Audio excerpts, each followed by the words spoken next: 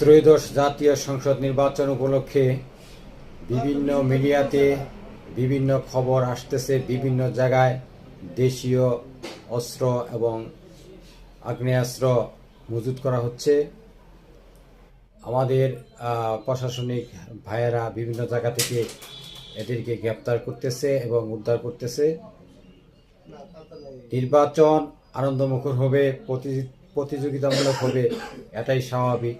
কিন্তু সহিংসতার জন্য পূর্ব প্রস্তুতি নিয়ে সহিংসতায় গেলে বিশাল ক্ষতি হবে।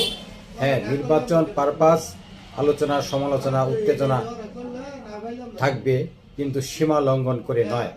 কেউ সীমা লঙ্ঘন করবেন না, নির্বাচনকে প্রশ্নবিদ্ধ করবেন না। বাংলাদেশের জনগণ দীর্ঘদিন পর সুষ্ঠু সুন্দর পরিবেশে ভোট দিতে যাবে, এইটাই সকল মানুষের কাম্য।